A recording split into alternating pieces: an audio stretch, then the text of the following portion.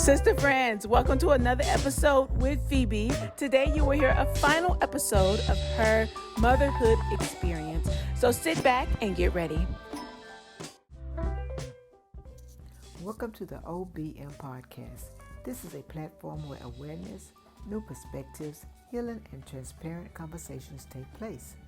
Every mom has a motherhood journey that is unique, yet no mom is alone. So sit back, relax, open your minds, and steady your hearts to hear a mom's journey through motherhood. And one thing about with my children, they had some challenges with anger through the process, not wanting to live and all this different stuff.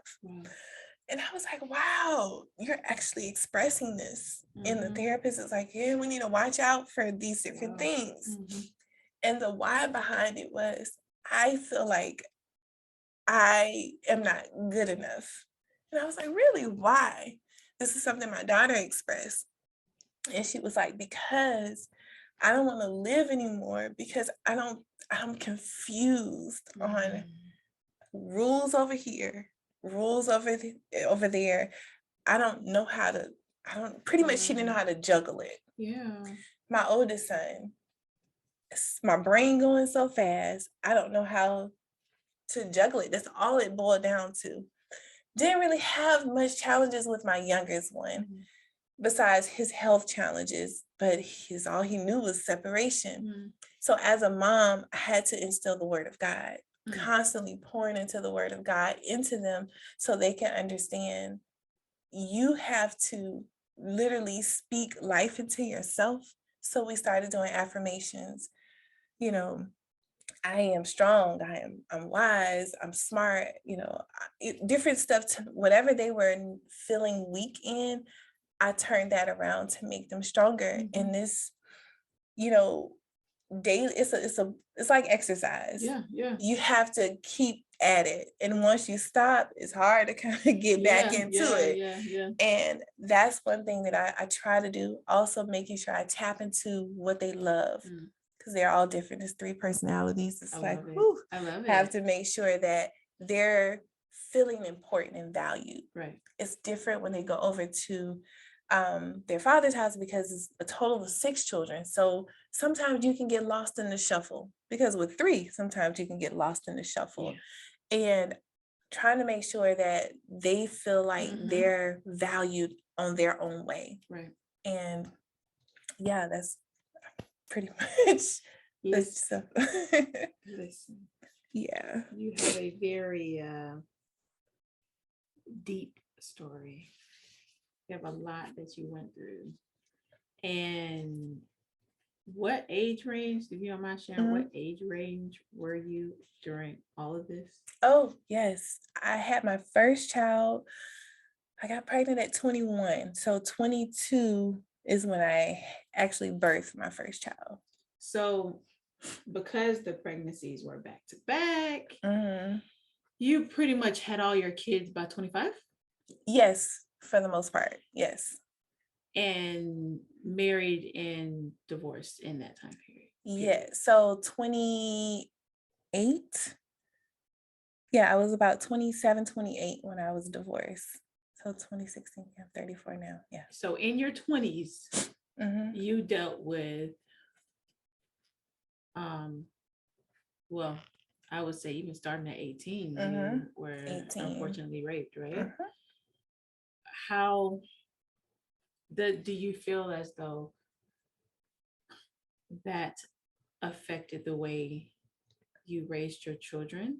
Do you feel like that really like changed it? Were you like a little more protective or aware? Extremely protective when it came to that. And then also just having some, and I didn't share, I had some things happen when I was younger as a child as well, like a younger child. So I was really like, my babies can't go anywhere.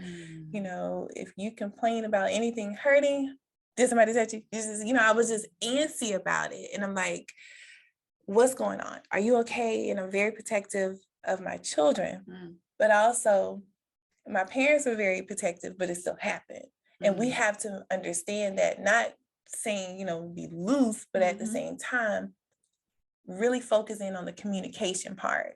And that's what my parents instilled on the communication side. So I instilled that with my children. Yes, it made me think differently on how I raised them. Mm-hmm. And my ex was the same way. Like, he was really big on the communication key as well. Okay, yeah. And so we communicated. So that's what was confusing. Like, oh, we're not communicating now. So it was, we're better now as far as communicating. And but when it came to how I raised the children, Yeah.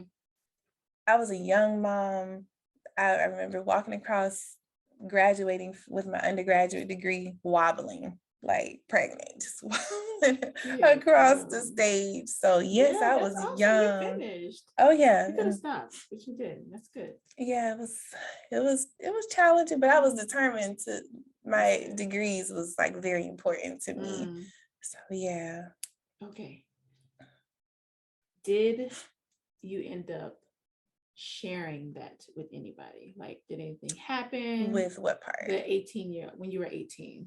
So yes, as soon as it happened, I called one of my line brothers with a part of an architecture fraternity, Alpha Rho Chi, and I told him. He was just like, "What in the world?" So I ended up, dealing with that situation. I did go to the hospital. I did express things to the police. It was like nonchalant. What? I was like, okay. And I was like, I'm not lying. They did a rape kit. They did all these different things to make sure that I wasn't lying. And because of the particular person was around my age and an athlete and all this stuff, so they was just like, they brushed it off. So I had to deal with that. And I was just like, this is crazy. Maybe if it was school, it was a different school. Okay. Yeah. And I was like, okay, I have to deal with this. Maybe if he was older or something, it would justify it. I'm confused because a lot of rape happens on college campuses.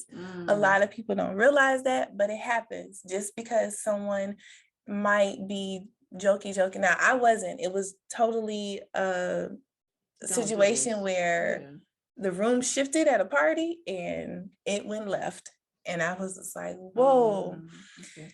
And honestly, everybody was drinking. I didn't drink. I was scared to drink because I'm like, I don't know these people. I didn't drink. I wasn't intoxicated, none of that stuff. But I have seen people intoxicated and get raped and stuff because you're at different settings on campus and you just hear horrible stories. But it was an unfortunate situation because he was very intoxicated. So whether he knew what was going on because he talked it out the whole process. And I was just like fighting him, trying to get away. I did tell a couple people, and I was scared to tell my parents because I did not want to leave school. And my parents would have just pulled me out quickly. So I did keep that from them for a while. And so I did express, and then of course I had some major issues going on with health, and there was a lot of things kind of rippled after that. So I ended up moving back home. So it was hard, but I was I'm determined to finish. I want to finish at this school, but it didn't happen that way. So I ended up staying like a year and a half later and had to move back. So. Wow. So you shared with the police. Be very careful, very mindful with police that were supposed Tallahassee PD. Call them out. Yeah. So they didn't do nothing. They just brushed it off. Was he a well-known? Let me say this. I'm wondering, I don't know. I just had this random question. Because things happen with famous people that are pushed under the rug. So was he like well known in the area? He was well known, but it wasn't to the fact of, I would consider him on you have your well known. He was like right there, right under it. So people knew who he was. So they swept it under the rug, like that particular police officer did. And I was so naive and just shaken because he tells you, somebody who I thought that would be a comfort zone as far as the police, and they kind of sweep it under. So I was like, whatever, man, I'm just over it. I just handle it another way. And that was okay for me, handling it that way. And I just processed it on a different way because I'm like, they're not going to do anything. I'm just going to just keep moving. So did you ever, because obviously he was intoxicated at that time, but he obviously came out of that. Did you ever address him? Oh, he knew. Yes, absolutely. We handled it on our own. So he definitely got beat up. You gave him the hand. I'm just saying. Listen. He remembered. So actually saw him I saw him the following semester on the set. And the school, the FAMU has a set where everything happens. We party, music and all this stuff. So I honestly wasn't even thinking about that individual that day at all. But literally bumped into. I'm, walking with my friends, and then I'm like, ooh. He was like, oh, and walked away. I was like, you better be scared. He was like, oh. And I'm tickled by it. My friends was like, what was that? I was like, I'll explain. So your friends didn't know? Those particular friends there did not know. Ooh, except for one of them. But yes.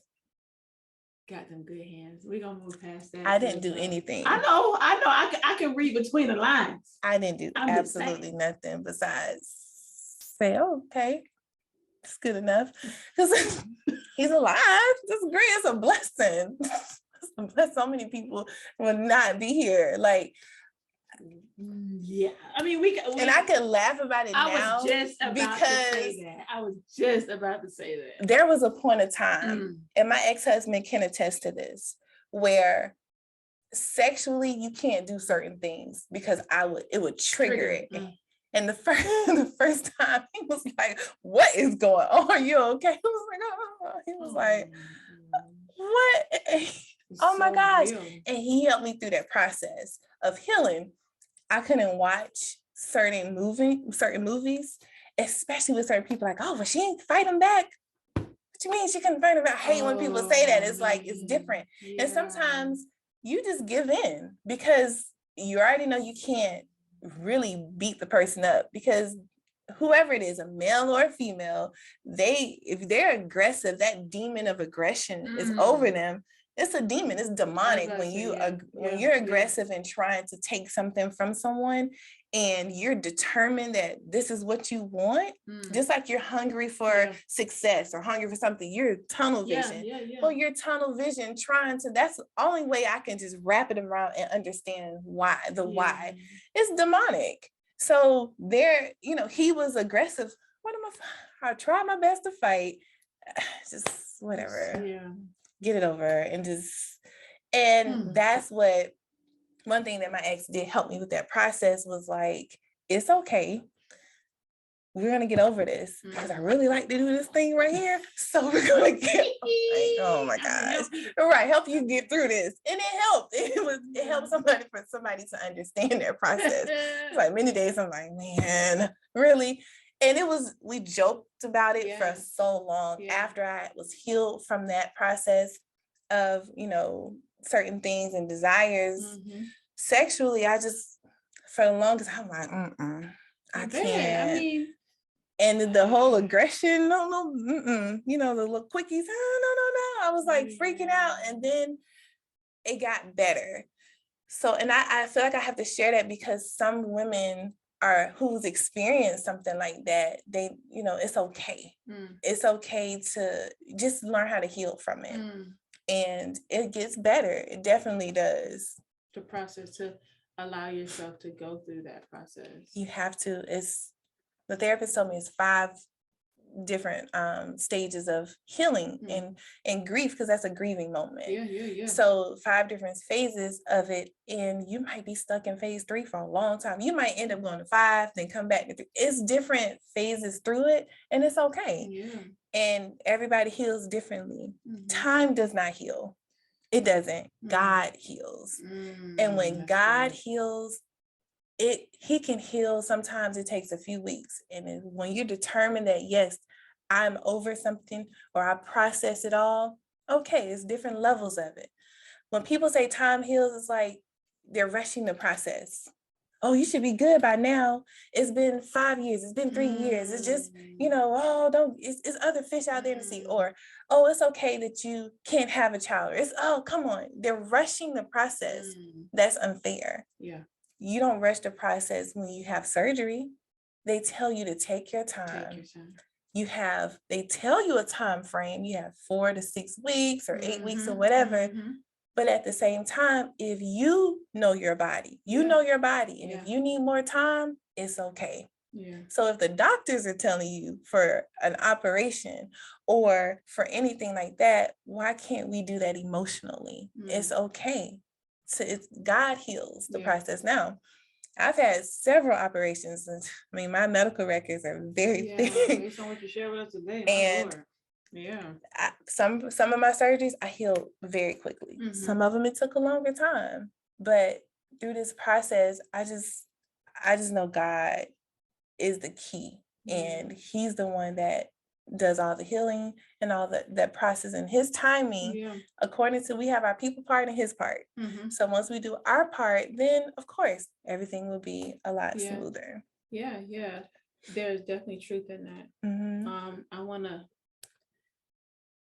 go to the part for people like me. I'm gonna be real. Okay.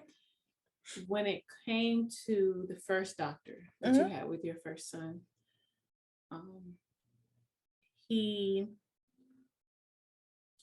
all of your doctors, were they men of color or were they not? No. So no. I'm trying to think.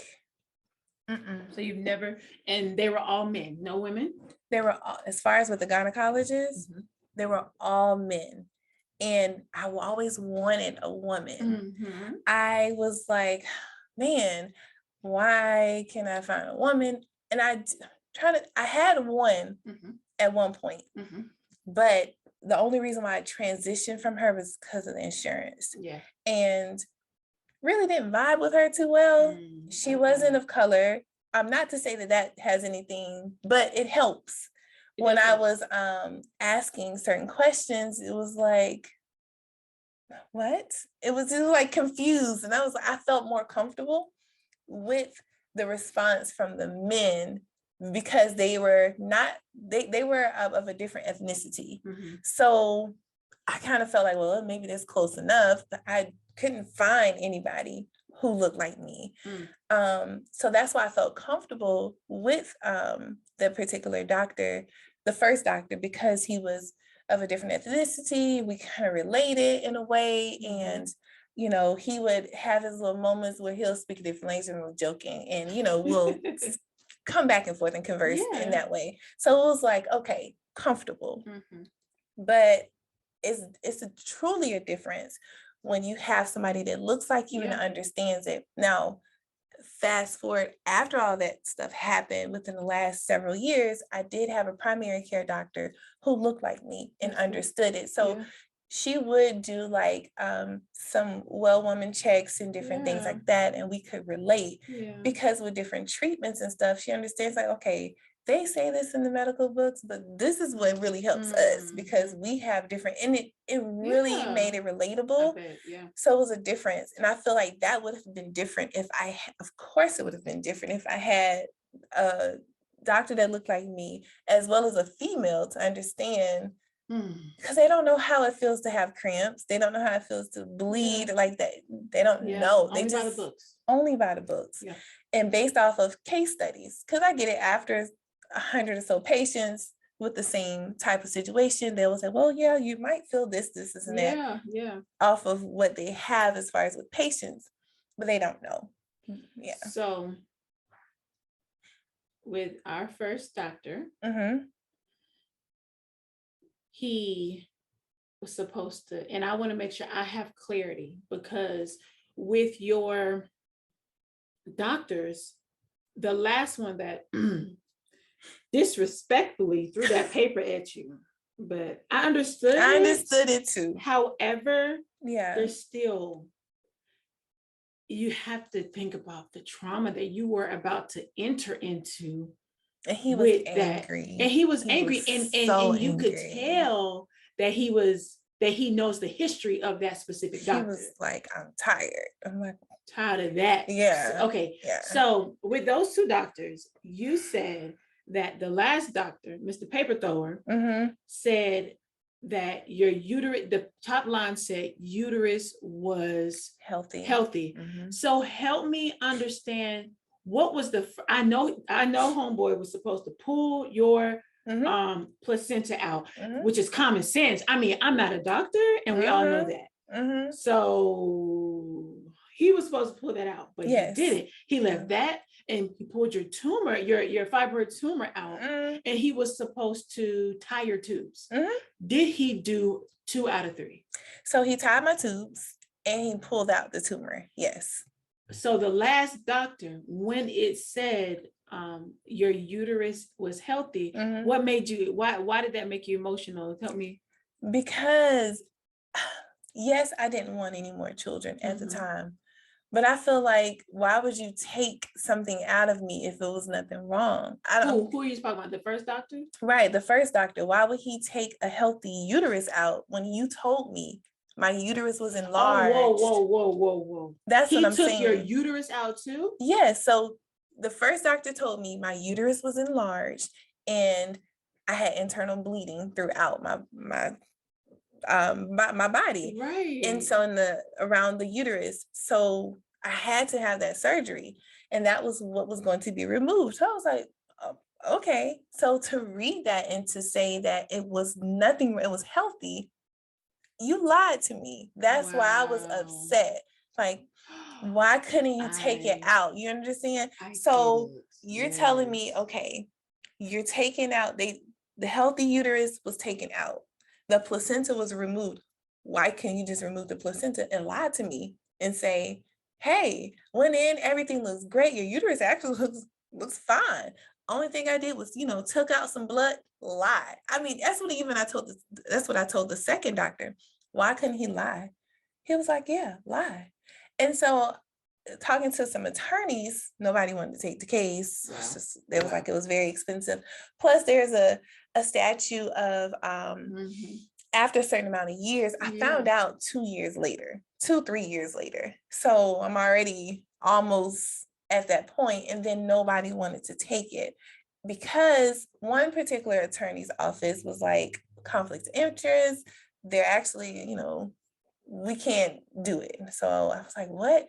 Finding out that they were representing him with different cases. So you can't, do that. Then also the hospital was, another attorney's office was the attorney for a hospital. I mean, it was just, I'm like, oh my gosh. So it was just one of those things where I had to look at, I'm always the type of person, well, let me look at the good in everything. He actually removed the tumor without saying, because he told me if there's a possibility, I have to do another surgery because you're open for a long period of time. You're in there to take out a baby, not a baby, tie the tubes and take out a tumor. So I'm like, well, he did remove that because that's a whole nother surgery. So I had to look at the good. And that's something the nurse expressed in his office. Well, we removed the tumor. Like, she was so scared. I think I had to put myself in her shoes. She's scared of losing her job. Yeah. Because if everything would have went how I wanted it to go, suing the doctor and really putting him out there, none of them would have a job. Yeah. So again, you taking a hit of, I still didn't really have the opportunity to go through the legal process. Nobody wanted to take the case, but I had to stop being angry at, why are y'all mad at me? Why are you mad at me? Because I'm trying to defend myself, but I had to put myself in their shoes. I'm always doing that. Like, okay, that's their jobs, their livelihoods. And then also he did remove this big tumor that looked like a baby. Like literally my stomach was sticking out here, and I had the whole baby on the other side. I had to look at it that way. Devastating. And then I had to forgive him.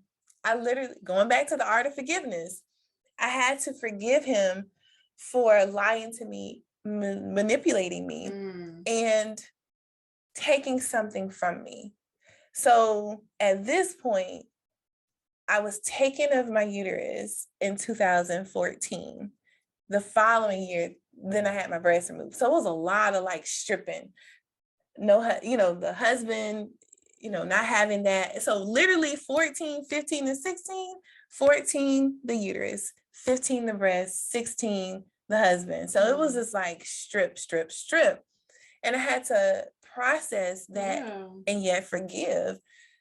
And when it comes up now, when I'm talking to the doctors or whatever, they ask the question, I'm like, oh yeah, that happened. I'm like, oh my gosh, and they get upset because it's the first time they're hearing it. But I'm like, it's okay. I forgave them.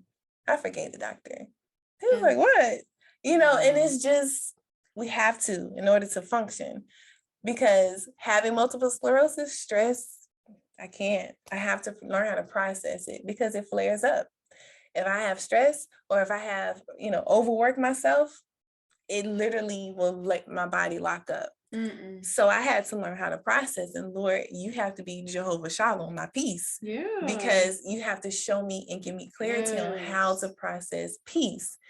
And yes, I have moments where I'd be like, right. Help that Jesus, and just go through that process. But I have learned that my peace is non-negotiable. I love it. It's non-negotiable. I love it. And so I literally, things happen. I'm like, my peace is non-negotiable. Whenever my friends, say certain things, I'm like, your peace is non-negotiable. They laugh at me. They're like, your peace is non-negotiable. I'm like, I'm serious. I have to process it that way in order to literally have the peace. And God will give you, the word says it, he will give you a peace that surpasses your own understanding. I honestly don't know how I'm functioning because I don't know either, sister. But I just know it's the peace, like God's peace. And when you have a relationship with God, he will just breathe peace on you despite whatever's going on. I'm like, oh, thank you for your peace, God. And just go from there. So yeah, it hurts. It definitely hurts. But I'm hollow. There's nothing in there. And I make light of it. I was about to say, we over here laughing about stuff that we supposed to be crying about. But you know what? Hey. Just in our conversation here, you have learned how I don't want to say learn. It seems like you've mastered the art of forgiveness for him. When I say him, I'm talking about your husband, your ex-husband, and the doctor. It's what's the word I'm trying to use? Amazing. Such a simple word, but yeah, but whatever. It's amazing to sit with someone that not only dealt with infidelity in her marriage, but during that time, before that, was raped. So you have to forgive him. Yeah. So you went from being fertile, because as a child, that's what we know. Yes, you know. You think, okay, I'm gonna have kids, so you think you're fertile as what we know, right? Right. Then you became barren, and then back to fertile. But that last fertile, that was God. And I'm not saying anything against the rest of them, but you could tell God put his signature on all three of your children. Yeah. So you had to, for you to actually say, I'm going to forgive you three. In college, the guy from college that raped you, your ex-husband, and the doctor, and all three of them took something from you. Yep. And what a place to be, to say, my peace is non-negotiable. It's non-negotiable. And that's why my last child, Hezekiah, his middle name is Judah. It means praise. And you're absolutely right.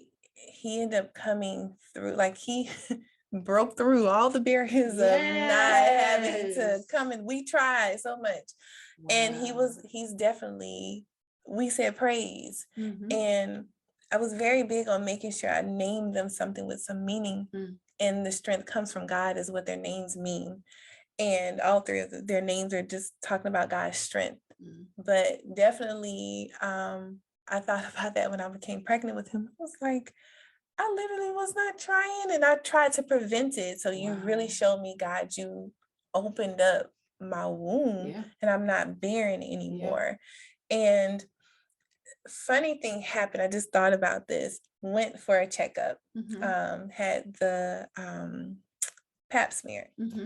And the doctor was like, yeah, so, they tell you everything. Oh, yeah, uterus feels, not uterus, but ovaries feel good, this is that. But then he said, yep, and your uterus, oh, wait a minute. Did you just say uterus? Because I don't have a uterus. He was just like, actually, there's a stump in here. Sir. I was like, what? Wait a minute. So he says that your uterus cannot grow back. It can't, because I definitely asked. I was like, wait a minute. If I ever get married again and, don't want this whole free-flowing thing to pop up again, just so I know. But he was like, no. He was like, but sometimes a stump can go in that place. And I was like, so ever since then I was dreaming like, oh gosh, I hope I don't want any more now. But if that were to happen, that would be supernatural. But that scared me because I'm like, did you just say uterus? No. He was like, no, it's a stump. And literally something that was flat, because you remember the smiley face is where they cut out. So there's nothing there. Yeah. But he said it's like a little stump on the top. It's like, it's always bother him every time. I'm like, hey, so can we do an ultrasound? Just so we can know. He was just like, you're fine. No, There's you're nothing fine. in there. But yes, so yeah. Wow. I'm sure. Let me say this. Let's make sure we address this. Congratulations. And we are so thankful. And I say I really believe people are going to be blessed by your story, to see victory in it, and to know that you survived breast cancer. Yes. Congratulations. Thank you. And we give, I was about to say, we give it to God. Yes. We give glory to God, because unfortunately not many people can say I survived it. Right. And I know it's in your genes from your aunts. And doctors would say, you're probably bound to get it because of how heavy. Yeah, how from the heavy BRCA testing. how heavy it is or / was in your family. And for you to look at your diagnosis with breast cancer, endometriosis, divorce, it wasn't pretty. Legit placenta left in the body, tumors everywhere. And let's not forget the tumors that you had in your brain. Yeah, 5 on my brain and 2 on my cervical spine. So, which is like right up in there. And those just went away. So yeah, let's talk about that. I had them on my brain and I was like, do I have to have surgery? Like, because I did some research. We always do our research. Yeah. Google. Right. And so you hear the worst things on Google. Yes, it's like, oh my gosh, this is crazy. And then, of course, I asked for different options, different stem treatments where they go through your neck and then they go through just some process that they do. They're like, oh no, you don't qualify. Like, but I got things in my brain. Like, what's going on? And I had so many lesions in my brain from multiple sclerosis. So there's pretty much imprints. So it looks like that black imprints. Literally, if you put your thumb or you smush it, that's how it looked there. All over my brain. And I was just like, man. And 2018, I had a grand mal seizure, which was like 9 minutes and 45 seconds. And 9 minutes? 45 seconds. And it was just like out the blue. Didn't realize what was going on until I woke up in ICU. And it was just like a lot of things going on in my body from MS. It was just a lot. So one thing of what I was trying to figure out, once I got to Shands, they put me on a lot of medicine. Oh my gosh, so much medicine. And then all of the multiple sclerosis medicine was not working for me. I tried the pills. I tried the, you have to shoot yourself in your thigh, then your body. I just can't wrap my mind around shooting myself. So it was hard, and you had to go through your muscle. So I was like, I can't do this, doc. Like, can we just do a different way? Infusion treatments and different stuff. And they were like, you have a lot in your brain, so we have to continue doing this. I'm like, okay, well, how long do I have to take medicines for the rest of your life? It's like, what? That's not good. I got to the point where, so it's a kind of twofold. So if I jump from the breast to the multiple sclerosis is hand in hand with how things are. 2019 of April, I had to have the implants removed because it literally infected my body, and malignant cells ended up coming in my bloodstreams. So my body reacted to it. I had a bad infection. My youngest son, Hezekiah, he's definitely prophetic eyes and spiritual, that babies. Whew. And he was like, Mommy, you're going to die. I was like, what? So anytime Hezekiah speaks, it's like you have to listen because he's really sensitive in the spiritual realm. He told me countless times of different things that will happen, and it happens. Wow. So I was like, say what now? Like, wait, hold on. I was like, why? He's like, because it's choking you. It's something in you is choking you. It's like, yep, you're going to die, and walked away. So, I was like, what? So if you know Hezekiah, you know he's so straightforward. I have to pray for him to have a little couth about him. Oh my He's goodness. Like straightforward. You're gonna die. I'm like, okay. So I called my mom. I was like, that doggone Hezekiah. That doggone Hezekiah. And we was like, oh my gosh, like, Mom, listen. And I'm always prepping. I've already prepped for, have my funeral laid out, everything. I've done that when I first got diagnosed with breast cancer. So everything was already planned. So when he told me this, and I already knew I was preparing for a surgery to have them removed, they didn't know how bad it was. They just know something wasn't right. So once they removed it, they went into the surgery and they said, whoa, we're glad that we caught this because you had infection all the way up to your collarbone. I was like, that's where Hezzy saw the choking. Now, before surgery, the day of surgery, when I was leaving, he was like, you probably won't die, but I just kind of think you are. I'll just pray something changed. Like, he was so nonchalant. Like, I was like, thanks, son. And then when I woke up, he told me about it was so much infection all the way up to the collarbone. And I was crying, and I was like, that's what my son was talking about. Of course, the doctor was like, what? What are you talking about? Yeah, he was really nonchalant. And so removed the implants and everything. And we talked about having the fat grafting, where take the belly fat and make something of a breast. So through that process, that was April of 2019, neurologists and that whole team was like, you're not functioning good. You're going to lose all function of everything because, again, traumatic flare up and everything wasn't going good, brain stuff. It's like, you're probably not going to live to see 2020. And I was like, So I got that diagnosis. So when you hear that, it's like, this again. Wait, that was so recent. Yeah, recent. Yeah, very recent. I've had 2 death diagnoses. I didn't realize it was that serious until the nurse called me from the insurance company and said, I am terminal ill nurse. I didn't even know that exists. They have that? Like, I was like, say that again? I said, did you just say terminal? It was like, yes, sweetie.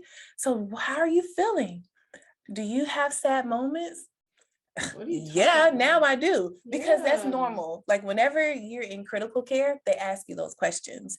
They ask you, do you feel like you, they want to see if you're depressed or if you're suicidal, all this stuff. So if you keep asking someone the same question over and over, you're going to kind of feel, I think oh my gosh, you're crying. Do you feel like you, I'm like, oh, Lord. So having that, I was like, I really am dying. And I have to figure out, I had to figure out a plan. So I did tell my ex, I'm like, listen, I want the shared custody with my parents and you. I don't want them always with you. Like, and I had to write it out. And I was thinking of my assets. I have to shift some stuff, and I definitely don't want it to go. I was just, oh my gosh, everything was going through my brain. Girl. And I had to record it. You can't write when you're like that. So I just did a video and just let it all out. And this is how I want things to go. So we get to August, because that's when they said everything's supposed to stop. Now, mind you, to paint a picture, had a walker. Every morning I would people joke and be like, oh, I fell out of bed because I couldn't function. So to have heels on and to be able to walk and talk, and sometimes the speeches will slur or just get a little stuttery or whatever, but I'm able to function. Listen. Nobody but God. Listen. I had a walker by my bed, so I can just use the walker to get my body rolling. Wow. And I had a wheelchair that was like Professor X from X-Men. You know how he roll around? I don't remember, but I'm flowing with you though. It's an electric chair. And it's a nice chair, still in the garage. And I'm like, wow. So my kids is like, Mom, it's like X-Men, it's like Professor X. I was like, yeah, guys, I'm a superhero. Like, this is what I'm like, I can't walk. This is crazy. And I never used it in public because I was like, oh, I'm so ashamed. I don't want to use this. Like, oh my gosh, I can't do this. And I would go around the house with it. I said, you know what? I can't keep doing this. Like, I have to push through. I have a cane. It's still in the car. It's so cute. You have to have it bedazzled because I'm going to walk around with it. Bedazzle it, honey. Bedazzle it. And so the tumors, the doctor was like, you have all this on your brain. And these are the medicines. The medicines made me feel so druggy. I was like, I can't function. I can't take care of my kids drugged. Like, you have all this medicine. I had tremors. Like, literally, I was like somebody who has Parkinson. I was like this, and it would get good. It would be fine. And all of a sudden, if I overexerted myself, I'm doing presentations at the office, and I'm dealing with different stuff. And thank God for my business partner will swoop in. A lot of people would be like, oh, Phoebe's so nervous and she's just, shaking. Didn't know my story. Like, I'm not shaking because I'm nervous. I'm shaking because I had tremors. Like, I literally would be just like this. And then he would swoop in and be like, so yes, we're going to go here. And that's it. It would be so smooth. I'm like, thank you so much. He'd be like, I'm like, yeah, I'm good. Oh, I love it. Joke around and be like, over here shaking and stuff. I'm like, oh, right. And I'm like, okay. But definitely was a great help. That's good to have. Pushed despite whatever. And I appreciate that. And I definitely value that business type of relationship because with the challenges health-wise, corporate would be like, nope. Yeah. But he definitely pushed me out there. I'm like, I can't. Better shake and go. I'm like, oh my gosh. And if you know him, if you know how he is, you already know he's just no filter. Just like, really? But we'll joke around and be like, hey, you better shake and go and keep it moving. I'm like, all right. And my gosh. Hey, you already know. It's just, gotta pray for him. But I did it. And the doctors was like, okay, so my mentor, she passed away through metastatic breast cancer. And she really helped me through that. And it was so hard to see her transition. But she was like, all this pain you going through and all this different stuff, I got something for you. You should try medical marijuana. I was like, no, that's not good. I'm gonna go to hell. I was like, I don't want to do that. I need you to talk to someone. So I talked to someone who used to work for Advent Health. And they said, I'm transitioning out because I did studies and it works. He was the radiologist for helping with cancer and different stuff. And I was just like, okay, let's see. I saw so much change. And he said different strands. I didn't even know different strands exist. And I was like, wow, okay, so am I going to be flying high every second? I don't want to be high. They were like, no.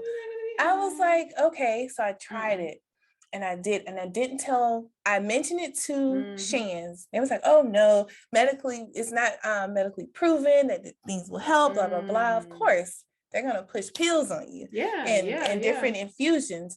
So I had a port put in so I can be able to take the infusions that they did do so I can follow that. But all those pills, I stopped taking it. Yeah. Did the medical marijuana and started that process. And slowly they started to go away. And I was like, I'm going to test this out to see. So did an MRI again. I was like, the medicine is working. We're happy. Oh, okay. Medicine, I was like, Not the medicine you prescribed me, but so they started taking, so it started to go away. And it's now, last time I checked, I have 1.5. So it's like very small compared to what it was.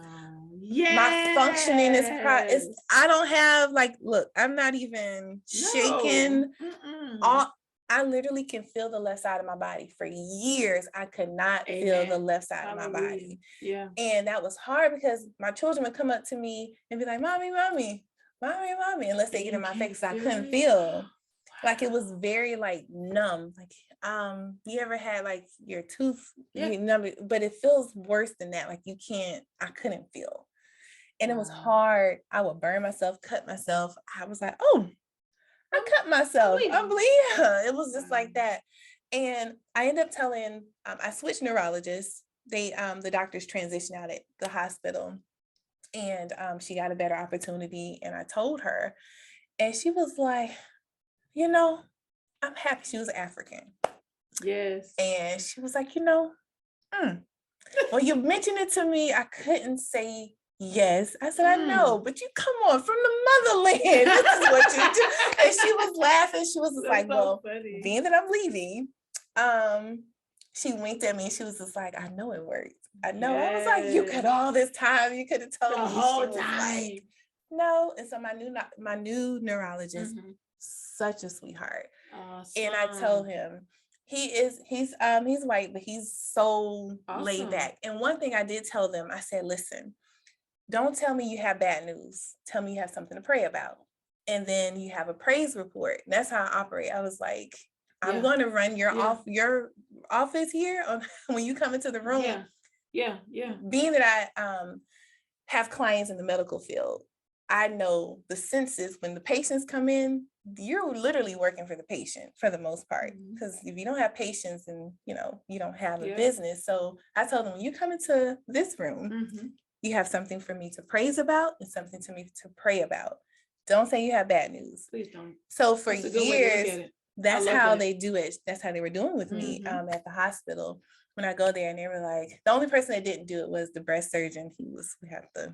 But everybody else was fine. That's what they said. And it was like, all right, praise. All right, pray. And I'm like, I love that y'all are obeying me right now. And he was joking now. He'll joke around if I don't dress a certain way. It's like, what's wrong with you? You're not in a crazy mood, like you're joking or whatever. And it's like, I love to have that relationship with them because they will tell me the good, the bad, and the ugly without withholding information. That's good. It's all about how you present stuff. If you say, okay, I have some devastating news, my mind is going to go into devastating mode. Yeah. So I have something for you to pray about. Okay. I'm more of, all right, let's pray about it. And it's more of a spiritual opening versus, oh my gosh. And they come in with that, demeanor, with that vibe. Yeah. They're always, I love the hospital. They're really great. And I have some amazing doctors. My oncologist is really cool. And he's a jokester. And I'm okay with the joking because it makes it feel comfortable. But I always say, tell me what's the good, the bad, and the ugly so I can know. And also tell me how I can overcome this naturally because I'm not interested in all these pills and all this medicine. Straight up. And he's like, okay, well, let me tell you what. These are the pills you can take, but if you go and do this and that naturally, you'll be okay. And I also have a naturalist doctor who is phenomenal. Awesome. And she comes to me in my house and all this stuff. So she comes and all boosts my immune system, gives me different shots so I can be great. Because naturally, if you heal that way, because your body heals itself, but you have to put the right things in Certain it, things, yeah. spiritual as well as natural. Mm-hmm. All these other medicines and stuff is just tear up your organs. And I try to balance it as much as possible. Some medicines, yeah, but I haven't taken an infusion for MS in over a year. Congratulations. So I'm happy about that. And it's, my levels were totally off. And they were like calling me, scared me. Are you okay? Are you okay? I was just like, yeah. It was like, oh, your levels are off, and oh, you need to take an infusion. I'm like, I gotta pray. And my children are like, Mom, we have to pray over you. And they pray. They pour into all the time. Anytime they have any challenges or anytime I have something, I'm transparent. Hey, they called me. This is what's going on. And some things I do withhold from them because they're still children. But they're like, how are you feeling? How is this? And well, we have to pray. And they're really, really engaged in it. I try to make sure I instill that. So in the moment where I am having a low moment, they're like, no, you have to pray. Awesome. You're the healed. Yeah. And they start, speaking. I'm like, oh. Yes, I know that does something to your heart. It does. It helps. It puts the seal. I did my job. Exactly. Because we have to train them up that way.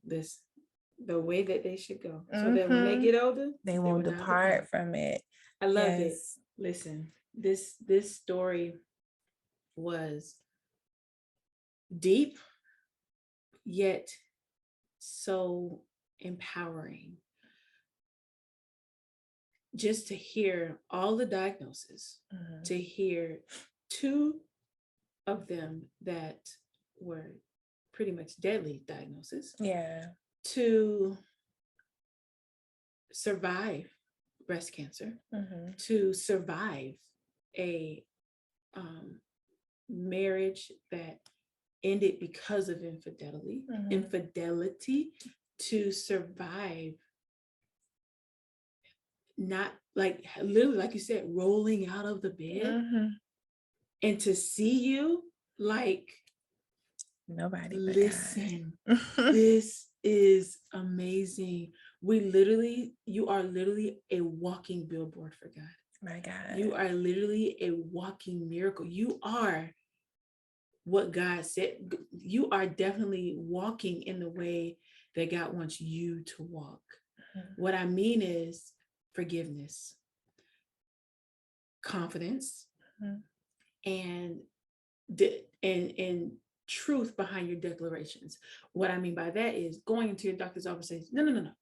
I need you to tell me what I need to pray about, and then I need you to give me a praise. We're not talking about bad news in here. So you are, what's the word?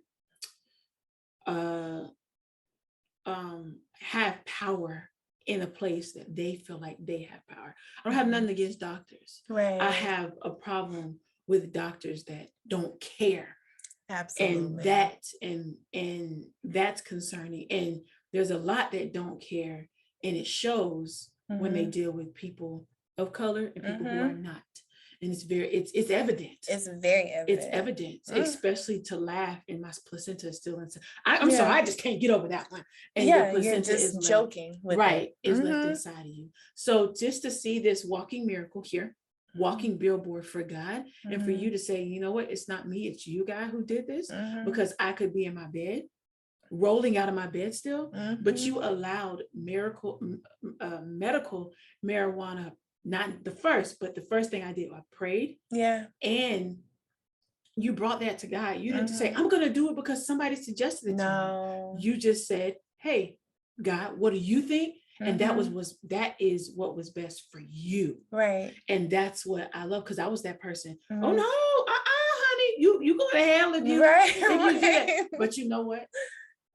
I can't judge nobody. Yeah. We cannot judge people, because that could be something that helps people in a way that God wants them to be helped. There's no blueprint of how healing comes about. Right. There's no blueprint. So I'm very thankful for you to share this story with us.